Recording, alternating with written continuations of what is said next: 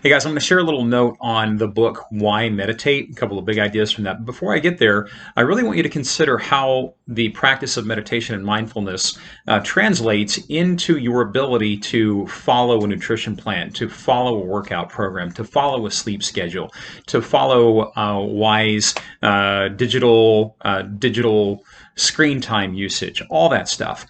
The correlation that I'll make from my experience is that when I choose to meditate, be it 2 minutes, 3 minutes, 5 minutes, 20 minutes, whatever it is, it gives me the capacity to have more mental strength, stronger willpower to do the things that I say I want to do. Now listen to the rest of this. Next one is Moody Sauce. Moody Sauce. Ricard, like everyone, comes back to the idea that what you feel like has nothing to do with what you do. It doesn't matter whether you feel like meditating, do it. You decided, hopefully you made 100% commitment. You're engaging in some of the other ideas that we have in terms of how to build habits effectively from Habits 101 and other practices.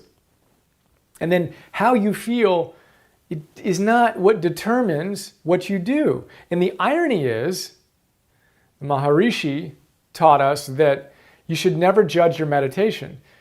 Because the meditation that you think is the worst one, where you couldn't get your mind to settle down, you kept on flitting from thought to thought to thought to thought, may have actually been your best meditation. Because imagine your day if you hadn't at least tried to take that 1 or 5 or 10 or 20 minutes to calm yourself down. You may not have felt particularly good and that it was a good meditation, right?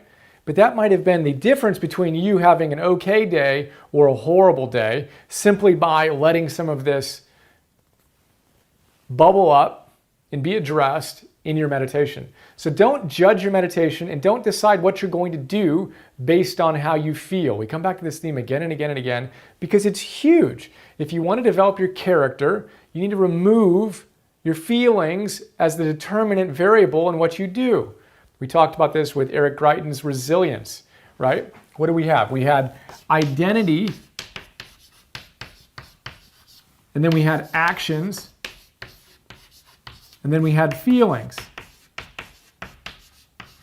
That's the way we want to go. Unfortunately, too often, we let this direction be what dictates us. How do I feel? Okay, well then I'll do this, because I don't really feel like it, so I'll just stay in bed. And then this is just who I am, a depressed person, right?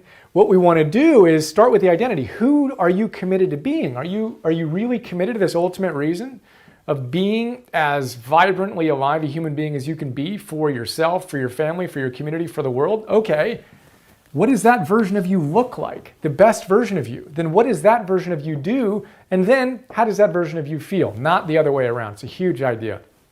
Pay attention to your moods and notice when they're dictating too much of your behavior. Next big idea, sparks and pickpockets. So he describes mindfulness like this.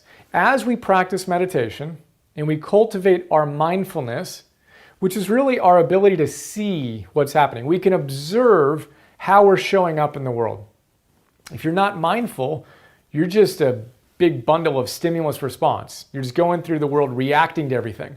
But when you have more mindfulness, you can step out of the flow of your day-to-day activities and see what's happening with more clarity. Now, when you can bring more awareness to something, you can change that something, your thoughts or behaviors or whatever.